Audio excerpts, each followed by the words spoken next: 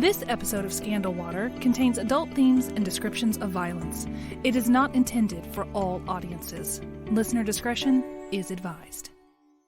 This is Jaden, and you're listening to Scandal Water, Where the tea is hot and the conversation lively. Your hosts, Candy And Ashley. will discuss a peculiar story somehow related to the entertainment industry.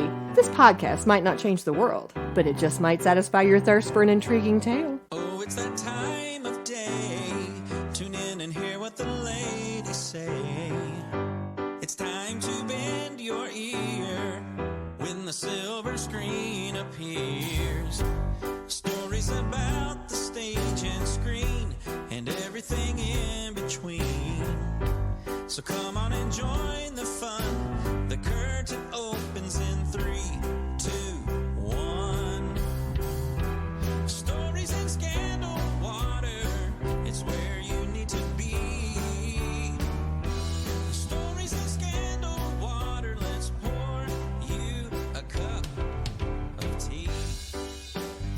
Hello, Ashley. Hello, Candy. I'm excited about our topic today. Me I am sure you are too. I am. Yes, guys, this month we are going to be talking about the true crime behind some of Hitchcock's classic suspense movies. Yes. And What a way to start the new year. Right? Now, I know you have been a Hitchcock fan for a long time, Oh, correct? very long Why time, don't you yes. share with us briefly why you are such a fan of Hitchcock? I came through the fandom through the way he created film because I wanted to be a filmmaker when I was very young, and I watched all the old classic movies, and I just fell in love the way he told stories because they just made sense to me. I like the way he did his shots. I like the way he directed. I like the way I admired his career in the same way that I would later admire Steven Spielberg's career, the way he would make a story come to life. For Steven, more through where he could make the characters just seem real and do nuances. For Hitchcock, it was more the technique is what I admired about him. And I'm excited about this because I have always loved a mystery. I love suspense. I love mystery. So this is going to be a great month, I think, for us. And also, I hope, for all of our listeners. Yes. We are starting with a classic movie that calls upon an even more infamous true crime event. So this is going to be a very, very interesting episode. I think throughout this entire month, we should probably always start with just a little listener discretion since we are going to be talking about true crime. If that's something that, you want to be conscious of. Then just listen to the half about the film. Yeah, there you go. There you go. So we are starting with Rope, a 1948 film directed, of course, by Sir Alfred Hitchcock. Yeah. And it was actually his first color movie, which I'm sure you knew. But I'm going to give us a little summary. And then before we go into talking about some of the research that I found about first the movie, then the true crime, I thought I would let us share a few of our impressions of the movie up front. Okay. And then we'll save some of our analysis for the end. When we armchair, we can talk about some of the comparisons between the two, the true crime and the movie itself, if that's all right. You got it. Okay, so from IMDb, the short summary was, 2 men attempt to prove they committed the perfect crime by hosting a dinner party after strangling their former classmate to death. One sentence, but it says a lot. Yeah, it does. And that's a pretty concise but accurate summary. If you've not seen the movie, and this would be one you might want to pause and go watch the movie before you come back to the episode. Really liked it 'cause I'm getting ready to spoil the heck out of it, but it is such a good film. Yeah, I think you would enjoy it because it's very suspenseful. Yes. But this summary gives a little bit more of that detail. 2 arrogant young men, Philip Morgan and Brandon Shaw, kill a friend for no apparent reason other than to show they can get away with it. They put their victim, David Kentley, in a chest in the living room where they are having a party later that evening. The guests include David's father and also one of their his aunt. Yes. Yeah. Father and aunt. And also one of their former teachers, Rupert Cadle.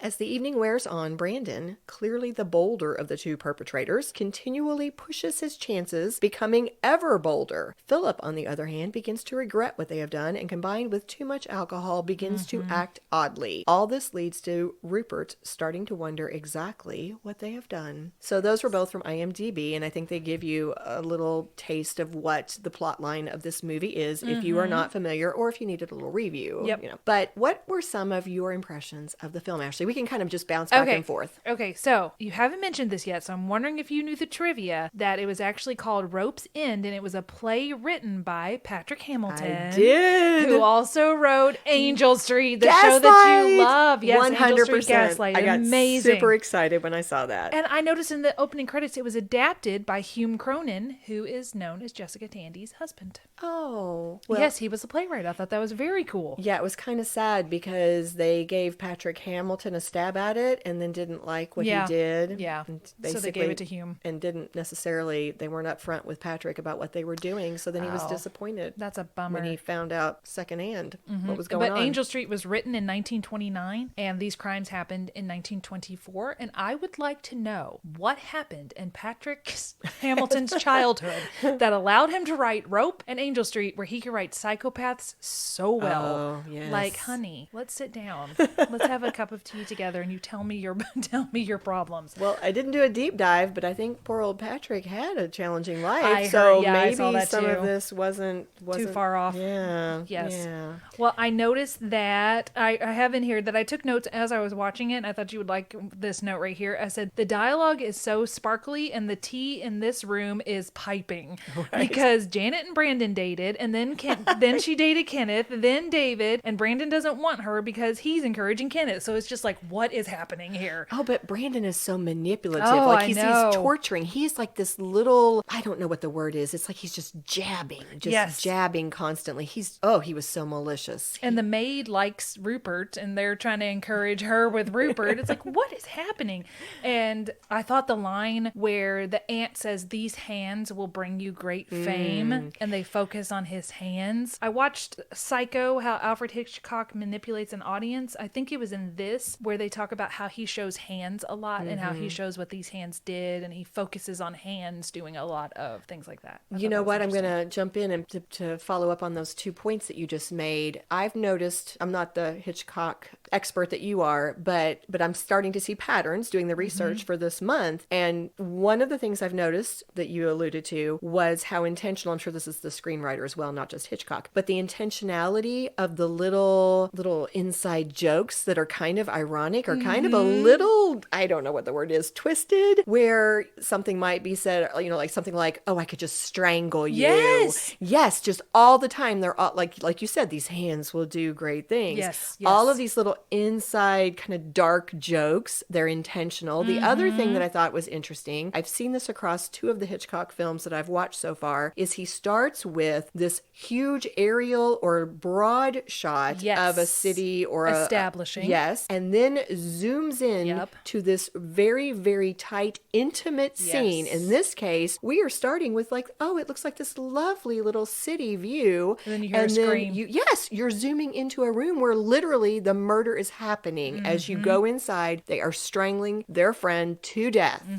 It was a powerful choice, I think it was a powerful choice. In the book, It's Only a Movie, Alfred Hitchcock, a personal biography by Charlotte Chandler, I read that he didn't want to start it with the murder, but I believe somebody else wanted him to. He wanted us as an audience to go, is someone in the trunk? Is someone not in the trunk? Oh, he wanted us to wonder. I do think it's very strong to know that he is in there. We saw it happening. And one thing that I thought was very powerful, a powerful visual, is Brandon tied the dad's books with the rope that killed his son. Yeah, he was so sick and twisted. It was horrifying. And then the shot of the maid clearing the trunk and moving the books next to it, you realize she's going to set them back in. And I had a pit in my stomach, and I'm not even on their side. Right. And this is all while they're discussing the missing David. And then they crack the trunk open. I was like, oh my gosh, they got the trunk open. Yeah. And then he just comes and closes it at the last second. It was just, I noted that exact scene. That was one of the examples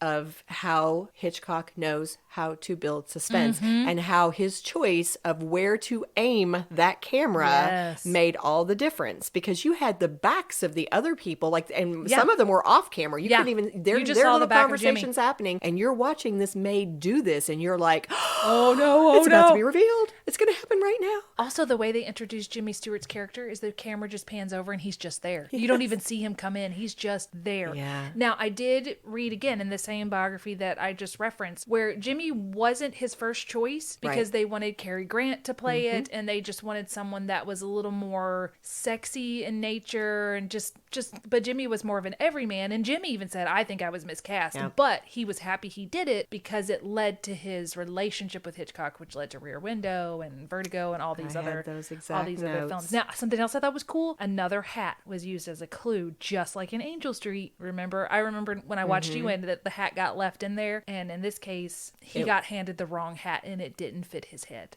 which is why he started putting it together. Something I noted was how much this story reminded me of Edgar Allan Poe's The Telltale Heart. It was so reminiscent of that, which it actually made me wonder if the playwright, was Patrick Hamilton inspired by that, or were the filmmakers, or was it just happenstance? But it was so reminiscent of that. That was a huge thing that I couldn't get away from. The other thing I noticed was how intentional it was, how the different characters had a purpose they were there to fulfill. You could identify, here's David's father, he's meant to be almost the voice of morality.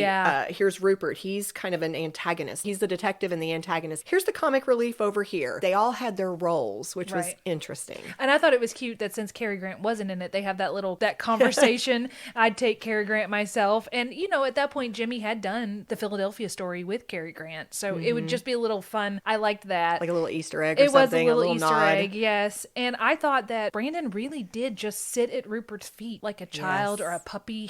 You could tell he just really wanted to impress him. So when Rupert, aka Jimmy, says, "You've thrown my own words back in my face, Brandon," later on. And another quote that I wrote down that was really powerful. He says, "But what right do you dare say there's a superior few to which you belong? And then, is that what you thought when you served food from his grave?" Nobody delivers lines like Jimmy Stewart. Nobody does. I mean, it's just like when he said that, I was like, whoa, yeah.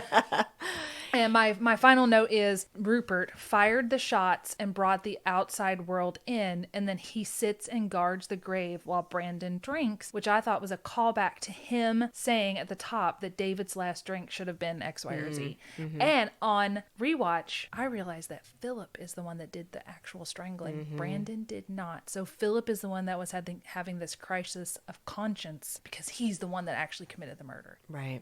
Fascinating. One last little note I'll throw out there is this was my first time watching the movie, and before I watched it, I think just getting a little preview for myself. Just when I started to Google and saw a clip, it was this beautiful little, it was the trailer. That's exactly what it was. It was the trailer, and it was this little romantic scene in Central Park, and it was taking place between the characters of Janet and David, and it gave you a little taste of what the movie was going to be. Obviously, it was a trailer. But then I started to watch the movie itself, and I'm like, where's that scene? It's not in it. And I saw in my research they filmed it only for the trailer. How interesting that is such a rare thing to do. Yeah. He said in this book that if you had seen that, then you couldn't have handled the rest of it. It's like you needed to be a little bit removed from David so you could focus on the other part of the suspense and what was playing out with this little cat and mouse, because that's what it was. The whole thing was a cat and mouse. Yeah. Well, let's talk first about the movie, and then we'll take a break, talk about the true crime, and do our armchair. All right. So you've already hit on some things that I was going to note. How it started. In 1946, Alfred Hitchcock had fulfilled his contract with the very, very controlling David O. Selznick, and this allowed him to join with his friend Sidney L. Bernstein to form the production company Transatlantic Pictures Corporation. And so for their very first film produced by their new company, they bought the play Rope, as you've said, written by Patrick Hamilton in 1929, and it had been successfully performed in England and then later brought to America under the title Rope's End. Now, what's up with Patrick changing his titles back and forth? Angel Street, Gaslight, or is that just something they do? Maybe it must have been a thing. Oh, before you go on, I'm going to tell you a tiny little trivia. You said he did not have a good relationship with David O. Selznick, and it was rumored that, I can't remember this, so I may get this part wrong, but I think the O and David O. Selznick just stood for nothing. So in North by Northwest, Cary Grant's character, his initials are ROT, R-O-T, and she says, "What does the O stand for?" And he says nothing. So it's like a little insult to David. ROT, David O. Selznick. That's funny. Sorry. I just thought of that. Yeah. I like it. Source after source that I came across as I was researching definitively stated that Leopold and Loeb, the case that is infamous that we're about to talk about here in a bit, was the inspiration for Rope. But I saw in a source or two that Patrick Hamilton denied being aware of the case while he was writing the script. For real, how is that even possible? It was absolutely everywhere, unless it's because he was in England and this is in America. Well, that same source went on to say that his own brother said that it was based on the case. Come on, guys. I think it must be a thing. Like the playwrights don't want to admit that they had an inspiration. Maybe it was a copyright issue even back then. Yeah. Well, you've already said, how do you say his last name? Hume Cronin? Oh, Hume Cronin. Okay. He is credited for the adaptation. Arthur Lawrence is credited for writing the screenplay that Hitchcock used. And their version was quite a bit different from the original play. Just to give a few quick examples, in the original version, there is no character Janet, no Mrs. Wilson, no Kenneth, or Mrs. Atwater. The story is set in England, and Rupert is actually the current teacher of the two students who commit the murder. So lots of changes. I like the changes, though. I thought they added sparkle. Yeah, and most of the names are different. This movie was considered to be Alfred Hitchcock's most controversial movie when it was released in 1948. Several American theaters actually banned it because of the implied romantic relationship between the two main characters who commit the murder, who are Brandon and Philip, as we've already said. You've hit on a few of the casting notes that I had because I was just going to mention a few. One of them being that the first choice for Rupert was Cary Grant. When he didn't work out, they did decide to pay Jimmy Stewart $300,000 to play the role. As you said, he thought he was miscast. His point was he didn't feel like he fit the professor part very well. But as you said, he went on to do those other movies with Hitchcock, Rear Window, The Man Who Knew Too Much, and Vertigo.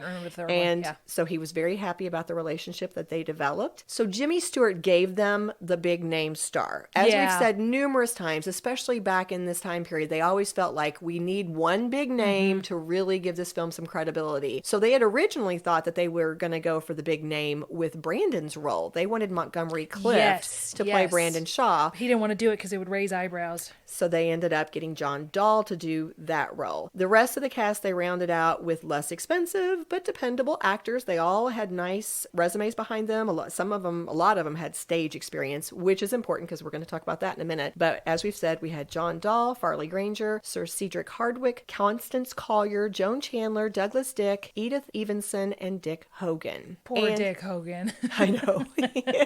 He went, ah! And then it was over. That was it. Yeah, but he was talked about a lot. Yes. Alfred Hitchcock, as we know, he always makes a cameo. In this movie, he was a man walking on the sidewalk during the opening credits. I had to try to find him. I think he was part of the couple. There was yes. Okay. I don't think he was the man that was by himself because it didn't look like his silhouette to me. Yes. I think it was the couple. Yeah. I rewatched it and I still couldn't figure out which one he was. Right. Well, about the famous filming technique of the long shot. So amazing. Do you want to know? I'll tell you. There was 10 shots. First one was 9 minutes 34 seconds, 7:51, 7:18, 7:09, 9:59, 8:35, 7:50, 10:06, 4:37, and 5:40, according to IMDb.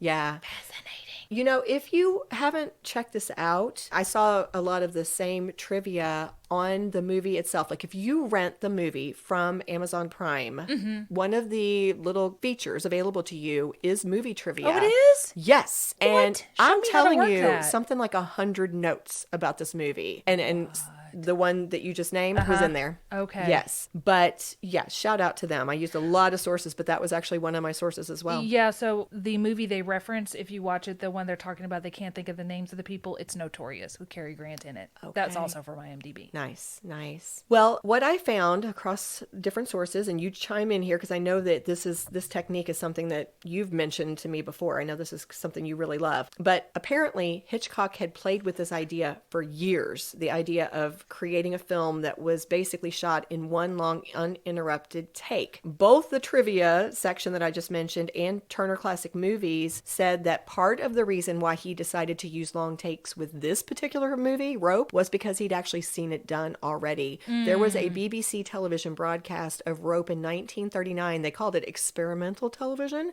But in that production, the producer, Dallas Bauer, had actually used the technique in order to keep the murder chest constantly in the shot. Oh, I love it. I think that's such a smart idea. Yes. And I also thought that it was, because it was based on a play, it made sense to kind of film it in this one take, but the technical prowess was just super impressive. And when you're ready for it, I have a quote from that biography that they talk about the filming process. Okay. Well, we'll get to that in just a second. One article came right out and said that Hitchcock was not the first filmmaker to use long takes. They wanted to clarify.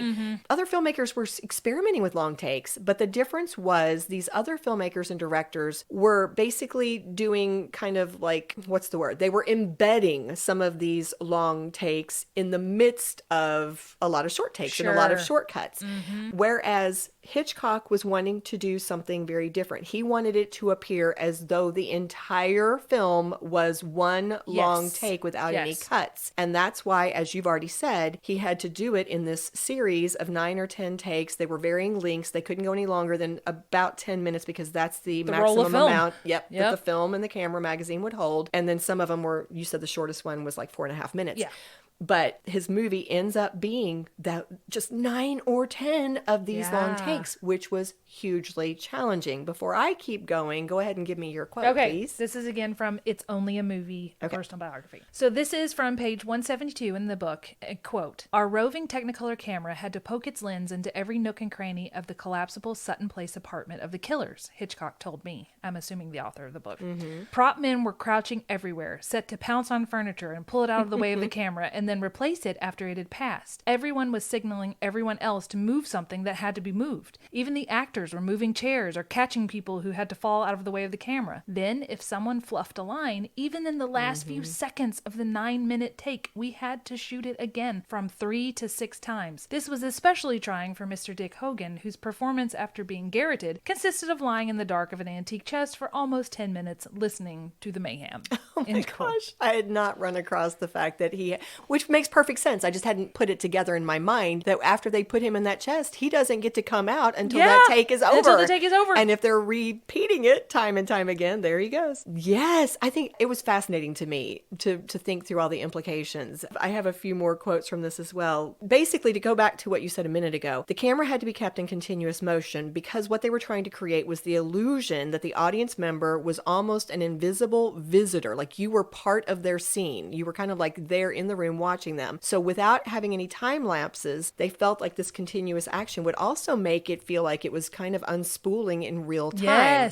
Yes. So to piggyback on what you just read, to shoot this way, almost all of their props and even some of the apartment sets walls were on these casters, and the crew would have to wheel things out of the way and then back into position as the camera was moving around the set. And so when they actually had to change at the end of this one take, they would find a way to make you feel like it hadn't ended. So what they would typically do is they would zoom in on a person's back or some kind of an object like the raised trunk lid, and then it would zoom back out and it would still seem like that same take was continuing. Now, Hitchcock always claimed that there were no conventional edits. This was all done with this one long take technique. But one of my sources said, well, you know what? It pretty much was all this one long take technique, but actually there were a few conventional edits, such as after Philip shouts, "That's a lie," and when Mrs. Wilson enters the room to announce the telephone call from David's mother. But piggybacking on what you said, because of not wanting to make mistakes and be the person who caused the whole thing to have to be reshot, it was so stressful for the actors, according to Turner Classic Movies. Meanwhile, the actors, even though they were stage-trained professionals, were terrified to flub a line of dialogue as the mistake would require a 10-minute reshoot. While they were trying to remember their lines and hit their marks, stagehands were whisking away furniture and walls to make way for the gigantic Technicolor camera. Finally, even the mild-mannered Jimmy Stewart had had enough, asking Hitchcock why, if he was so intent on capturing the feel of live theater, he didn't just set up seats at the studio and sell tickets. That's so funny. I've got another quote here on page 173 from Farley Granger. He describes his rope experiences. And so first it's about his casting. He says, quote, "The studio had been yelling for me to get back from New York. It was to do rope. Of course, as soon as I knew it was a Hitchcock film, I could have flown back without a plane. So that tells you how highly regarded he how was. excited he was. And then he said those tricky long takes caused so many problems. The camera, for instance, was an enormous monster. As the camera moved, they would break away the walls, and there'd be people moving the lights at the same time to keep you in the light. Then, for instance, you have to sit down just out of camera range, and there was always a stagehand there with a seat to slip under you at just the last minute. I saved Constance Collier once because I saw she was ready to sit down, and there was no chair. She and Sir Cedric Hardwicke were the jolliest of the group. All the young people were taking it very seriously, and they were having a ball. And they said Hitch would say, "What's next?" And he'd go over and look at the book, and then he'd say, "Oh, yes, okay."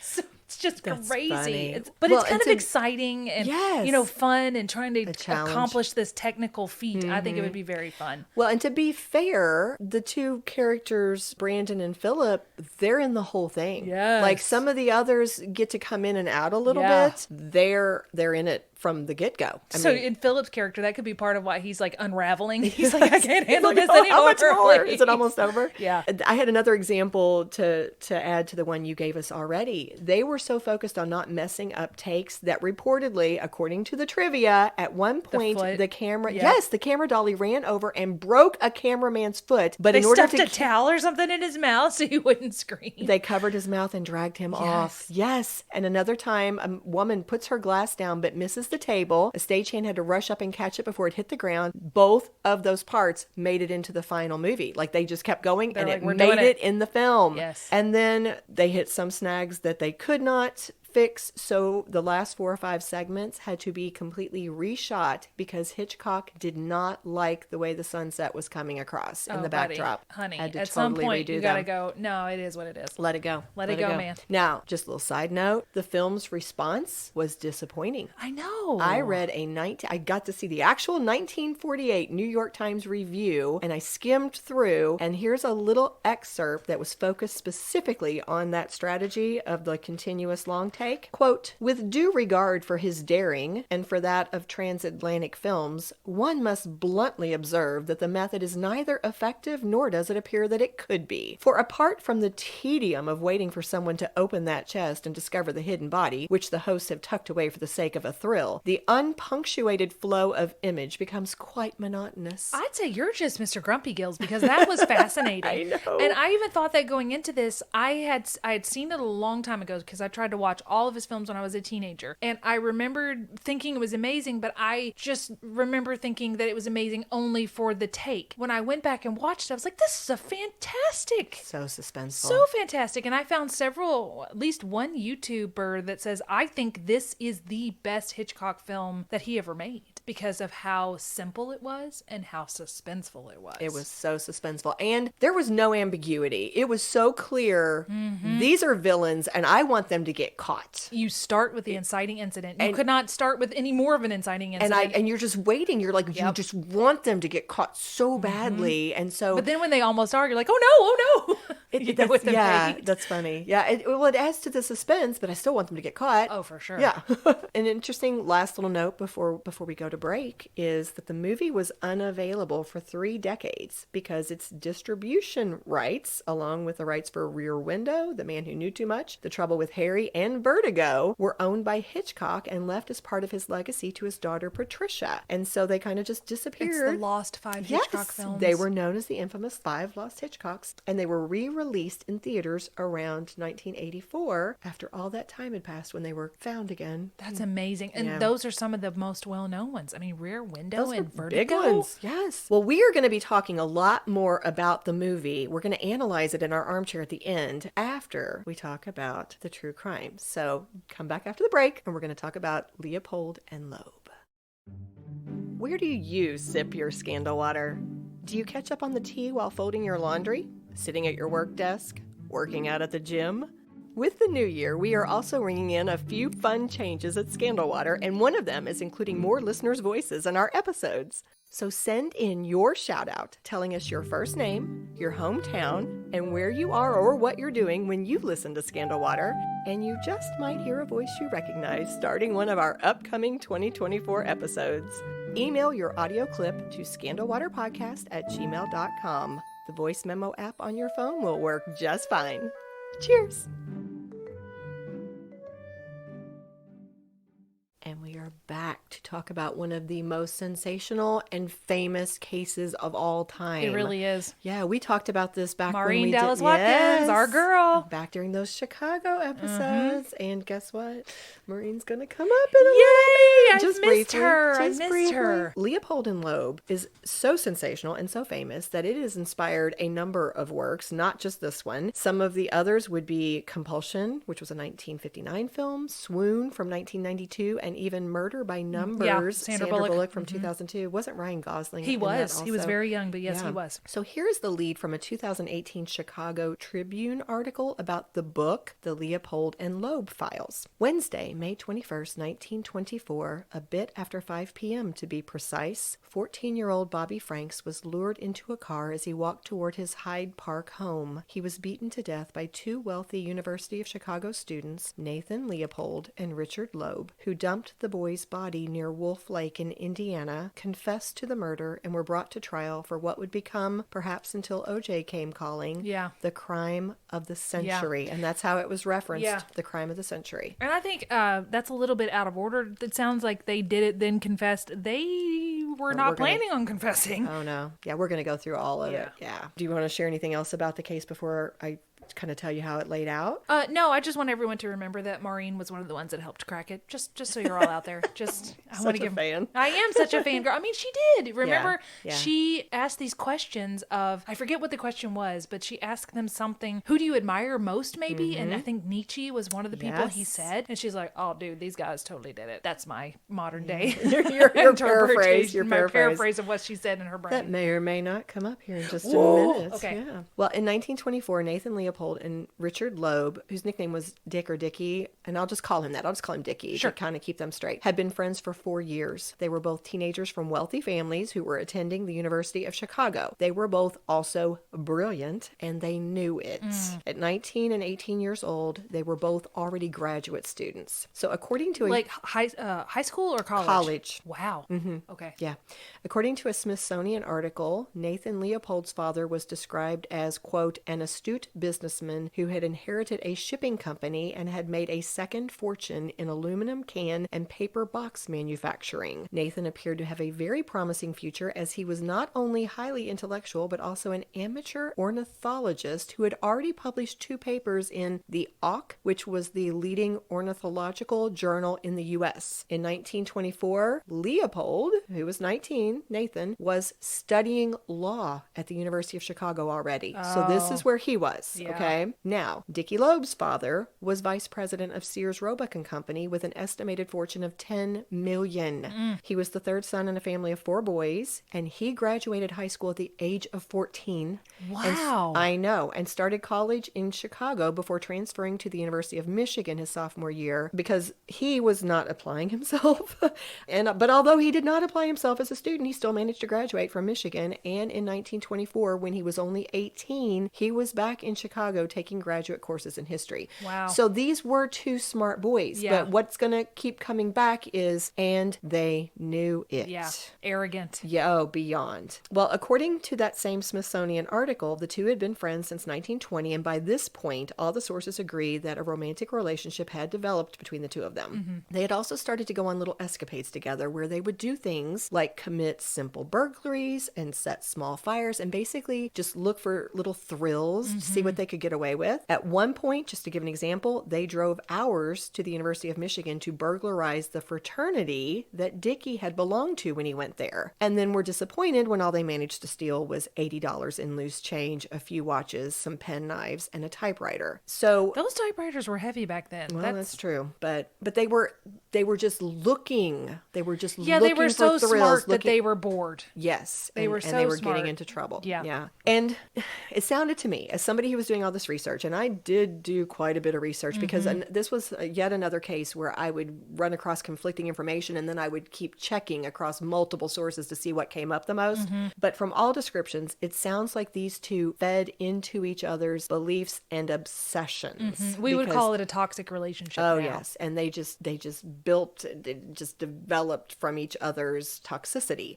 So Dickie Loeb seemed to be very drawn to the thrill of destructive acts, while Nathan Leopold seemed to be the one who was more obsessed with the philosophy of Friedrich Nietzsche, who said there was that idea of the Superman, this ideology that there was a Superman who was so far superior to the ordinary man that he was actually above the law and above any moral or ethical parameters that normal people should be held to. Right. So Nathan believed that it was even acceptable for a Superman to commit murder, any act, if it gave him pleasure, because he was superior to everyone else. Now, I believe Dickie also believed that philosophy, but it sounded as though Nathan was kind of the ringleader in that regard. Yeah. So in 1923, when Dickie Loeb suggested the two should kidnap and murder a child to see if they could commit the perfect crime and also make some money while they were at it by asking for a ransom, it didn't seem like it was really hard to convince Nathan to do it. Not only because of their shared beliefs, but also it was said in several sources that one of Nathan's chief goals was to make Dickie happy because the two were in this relationship. So the two spent months planning this event down to the most minute detail, even though they did not have a specific target in mind. Yeah. So on the day that they decided they were going to implement their plan, they rented a car and they set about trying to find a victim. Here's how the Smithsonian article described it. Quote, on the afternoon of May 21st, 1924, Leopold and Loeb drove their rental car slowly around the streets of the south side of Chicago looking for a possible victim. At 5 o'clock, after driving around Kenwood for 2 hours, they were ready to abandon the kidnapping for another day. But as Leopold drove north along Ellis Avenue, Loeb, sitting in the rear passenger seat, suddenly saw his cousin, Bobby Franks. I didn't know it was his cousin. Well, it was like a second cousin. Oh. But he was a relative who lived down the street. Walking south on the opposite side of the road, Bobby's father, Loeb knew, was a wealthy businessman who would be able to pay the ransom. He tapped Leopold on the shoulder to indicate they had found their victim. Leopold turned the car in a circle, driving slowly down Ellis Avenue, gradually pulling alongside Bobby. Hey, Bob, Loeb shouted from the rear window. The boy turned slightly to see the car stop by the curb. Loeb leaned forward into the front passenger seat to open the front door. Hello, Bob, I'll give you a ride. The boy shook his head. He was almost home. No, I can walk. Come on in the car. I want to talk to you about the tennis racket you had yesterday. I want to get one for my brother. They had actually been playing tennis together. These are like neighbors down the street they were not first cousins. I think I saw other sources clarify that it was like second cousins, but they were related in some way. Now, I'm also going to point out something very important. I actually got to read some of the transcripts from their confession. In this article, they have Leopold driving and Dickie in the back seat. But when the two boys would later confess, both of them would say the other one was the one who did the murder.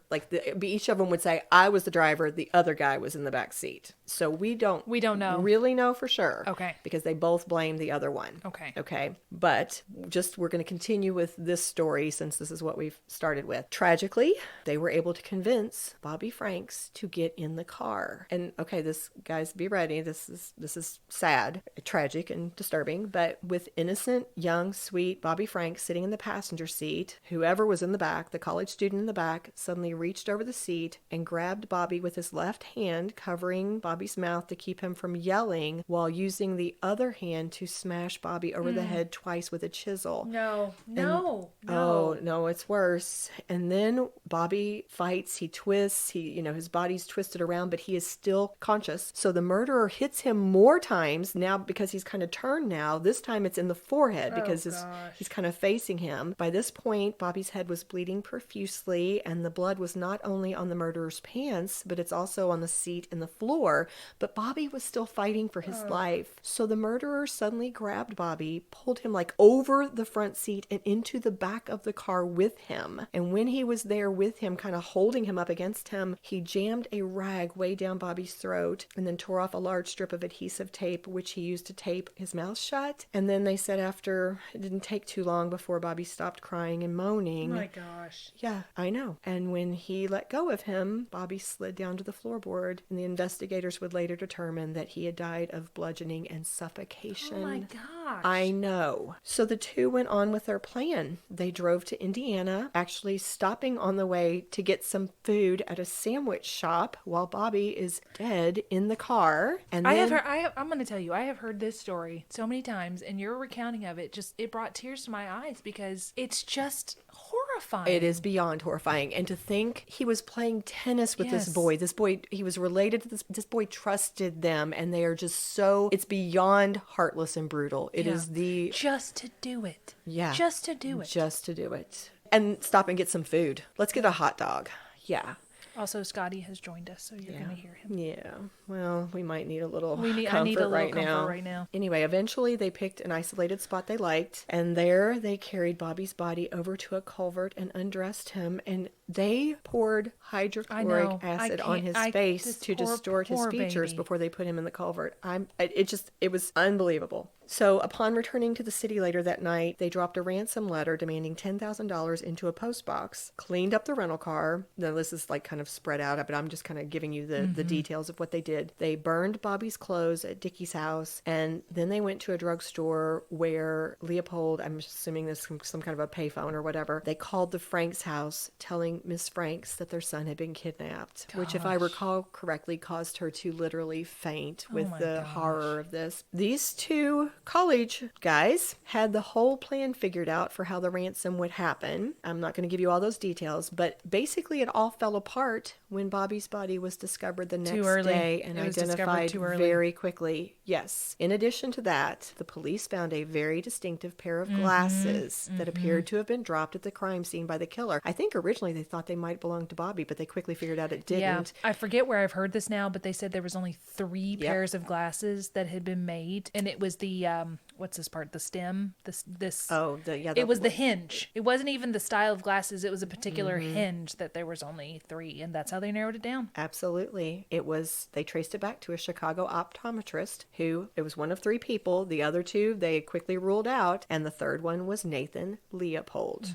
Okay. Before I go on with the story, here's the interesting callback to Maureen. Back when we did the 2-part Chicago episode and we mentioned Maureen Watkins, we were talking about that case with Belva Gartner and Beulah Annan. Well, actually, both of their cases. Yeah. And at that time, we shared that Maureen Watkins actually managed to get into the funeral of Bobby Franks, which then led to her getting assigned to cover the story. So the author of a Crime Reads article about this event wrote, quote, "The funeral was supposed to be a private affair, but a detailed newspaper account survives because an ambitious young reporter for the Chicago Daily Tribune managed to crash the event posing as a mourner. The reporter, incidentally, was Maureen Watkins, who would later go on to write the play that became the musical Chicago. Mr. Emery again read from the scriptures," she wrote. "Mrs. Franks, assisted by Bobby's sister Josephine and her brother, stood for a long time at the door of the mausoleum, looking down at the coffin where her boy lay. Then they put aside the blanket of crimson buds and placed the slab, 1901 to 1924, Robert Franks."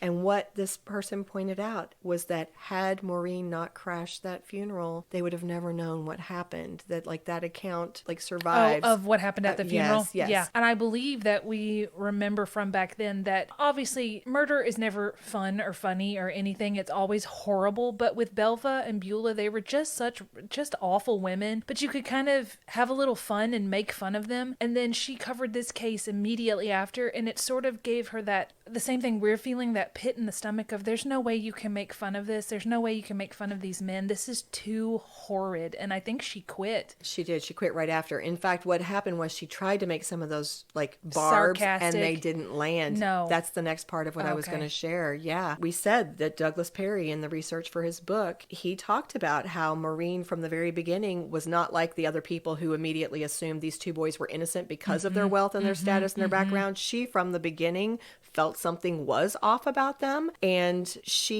remember the scene you mentioned. She found herself the only woman reporter in the room during a media Q&A with the boys. And with each reporter being allowed to ask only one question, she decided to ask, "What 3 men do you consider the greatest that ever lived?" And that's when Leopold said Nietzsche was one of his, who believed in the superior man. The other was Haeckel, who thought there was no immortality of the soul and nothing beyond this life. And Epicurus, who advocated the right of the individual to do as he pleased. And that tells you all you need to know. Right. Well, that group press conference actually occurred right before Dickie Lowe broke down and the boys confessed. Well, we're going to talk more about that in a second. So to wrap up this part with Maureen Watkins, she will later end up being one of the journalists covering the trial. And about that point we made that kind of went a little sour, and also this wore on her. So Douglas Perry said in his book, quote, Maureen had little interest in imparting any actual news with her report. She was simply out to ridicule, to hit the two wealthy criminals where she knew it would hurt them most, their egos. And he commented that her approach apparently worked because even 25 years later, Leopold would say how deeply he hated the Chicago Tribune. And Nina Barrett, who wrote a book that I've already mentioned, actually, the Leopold and Loeb Files, an intimate look at one of America's most infamous crimes, she commented, few reporters blurred the lines between fact and fiction with as much flair and abandon as Watkins.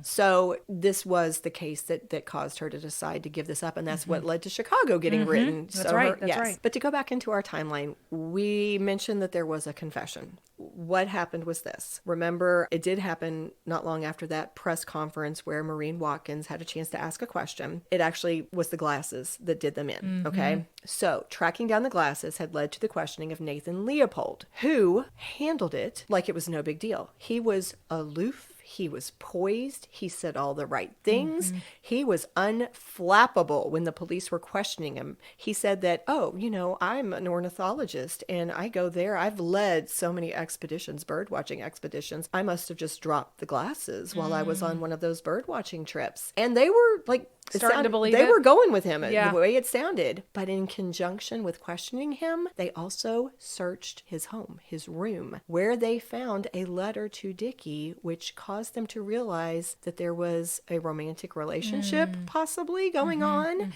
And because part of their story had been that they were on a date with these two girls, things all of a sudden didn't line up. Yeah. And this led to questioning of Dickie, and Dickie is the one who broke down and confessed. Once he confessed, Nathan did as well. And so... Because now he's going to take glory from the confession of, yeah, I did it, and, you know, that kind of thing. And they tell it all, except for they blame each other for the actual murder. Leopold would be quoted as saying, quote, a thirst for knowledge is highly commendable, no matter what extreme pain or injury it may inflict upon others. And then also, it was just an experiment. It is as easy for us to justify as an entomologist in impaling a beetle on a pin. No. They had no remorse. They thought they were so superior to everyone that this was just their right in life to do this because they were just curious about what it would be like, and they wanted to try to commit the perfect crime. As we've said, this was the most sensational case in history at that time, the crime of the century. Because of their parents' wealth, they were able to have the best defense that money could buy. And in that same book I've now mentioned a few different times, the author Nina Barrett wrote this. Clarence Darrow and his wife Ruby were asleep in their Chicago apartment in the wee hours of June 2nd when Loeb's Uncle Jacob and Nathan Leopold Sr. frantically rang the doorbell. They barged past Ruby to the bedroom where they demanded that a very startled Clarence defend the boys. They would pay him any fee he asked for. They had Clarence Darrow defending them. Yeah, they did. Everyone agrees that Clarence Darrow showed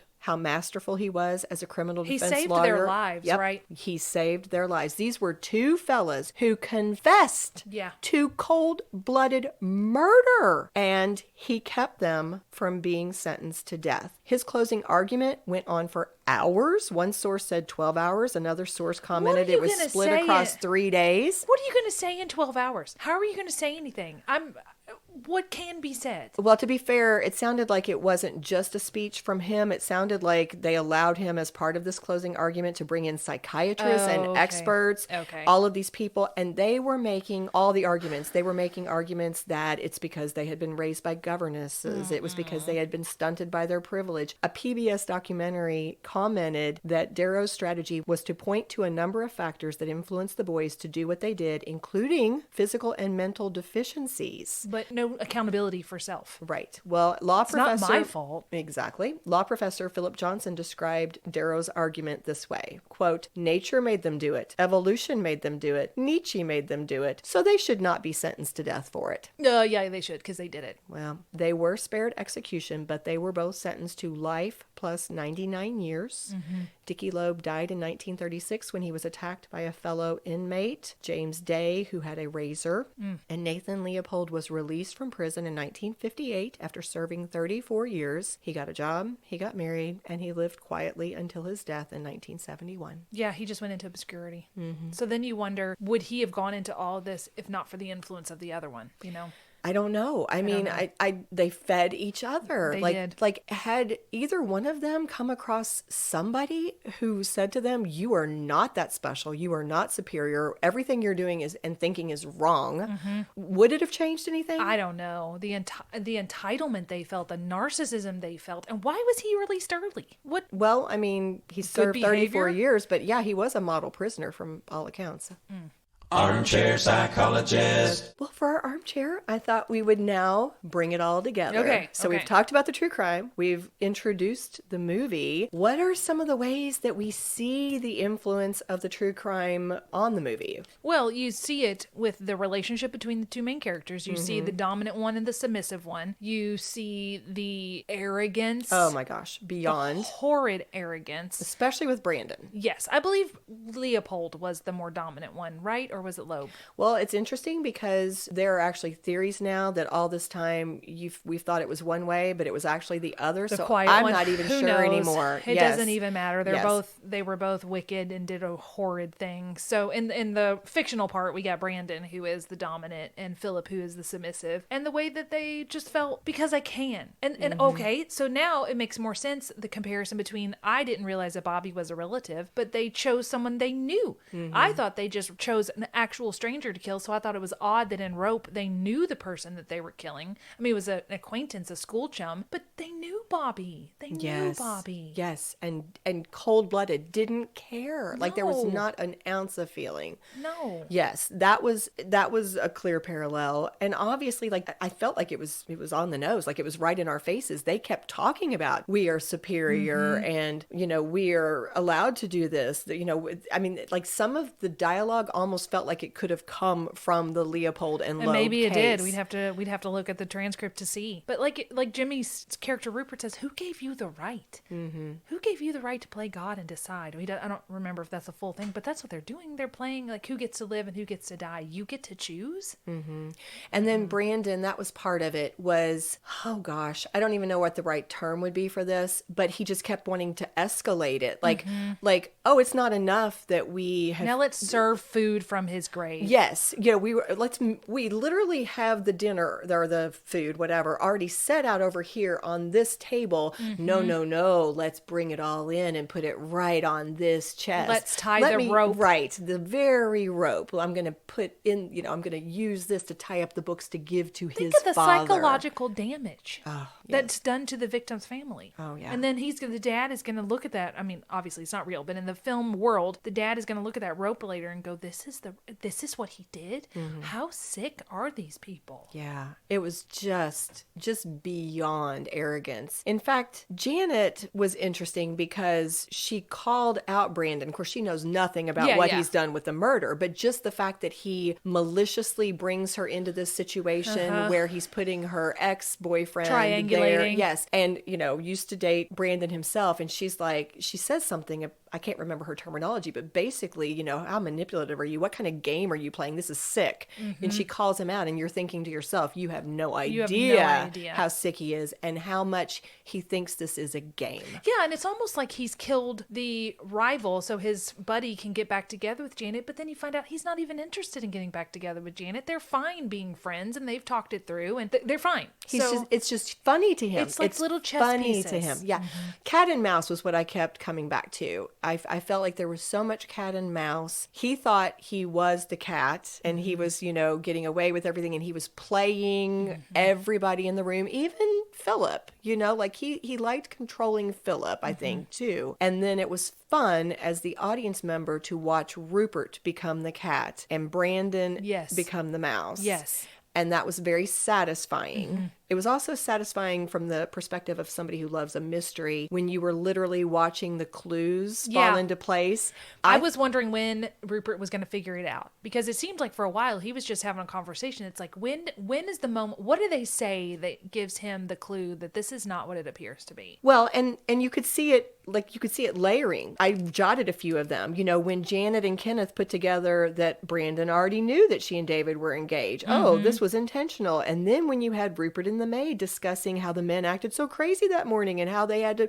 change the dinner, you know. And then to me, Rupert finding the hat and seeing the initials was the glasses. Yes. That was the parallel with the glasses. Yes. And the initials, because only one person could have this hat. Exactly. So that's really smart. Yeah. Yeah. I was like, there we go. You know, another thing that occurred to me was the use of the chest. You know, we mentioned before that in that TV version of Rope that had inspired Hitchcock, that the reason they had used the long take there was because they wanted to keep the chest always in view. Yes. And I thought how interesting it was how the chest was so prominent in front of us. Like we talked already about the suspenseful scene where it looks like the maid's going to open it. But you all had so many moments where, you know, after he's put inside that chest where the rope's hanging out at one point. Or at the end, it was really interesting that Rupert has his back to us, like his face is not even there, but he's sitting beside that chest, you know? So I just felt like there was so much symbolism and so much intentionality with the film choices, the camera technique with that chest. It was beautifully done. So you mentioned Jimmy Stewart's final scene. And I think that was interesting because there was so much commentary about morality in this, because these men were clearly immoral, amoral, whatever the term would be. They were just so above any ethical boundaries. And you had the voice, I think, of morality with David's father when they were having this big discussion and they started to share their thoughts about Superman. And it was David's father, the father of the man who'd been murdered, who kept kind of questioning them. Rupert did a lot of listening. He wasn't actually the voice of reason there. But then Rupert at the end, to me, it was kind of like Hitchcock or the screenwriter, both of them having their opportunity to say, now here's the lesson of this. I think so too. Yeah. Here's what we need to learn from this. And there was no holding back. He straight up said it.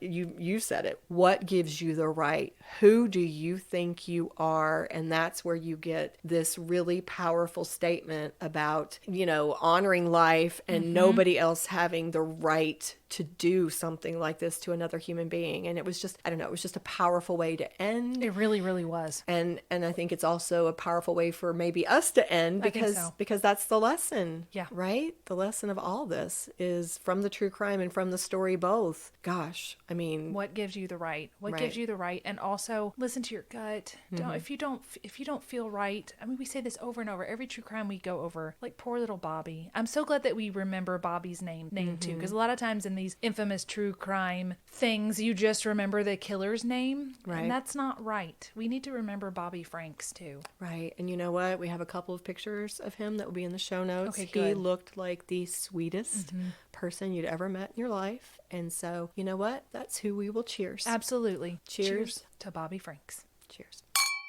If you love what we do, please rate and review our show. Or you can become a supporter by making a donation through buymeacoffee.com/scandalwaterpod. Whether a single gift or a recurring monthly donation, it would go a long way towards supporting our work and allowing us to keep the tea brewing. At our website, www.scandalwaterpodcast.com, you can submit questions or your own story ideas, access our sources and show notes, see the merch we offer for sale, and more. You can join the Scandal Water community through our Scandal Water Podcast Facebook page or follow us on Instagram or TikTok at Scandal Water Podcast. This episode was executive produced by Candy Thomas, that's me, and Ashley Raymer Brown. That's me.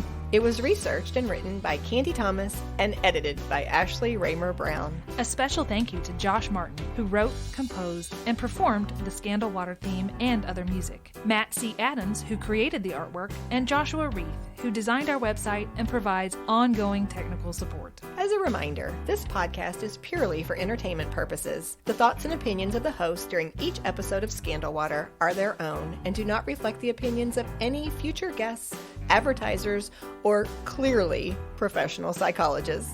Thanks for listening.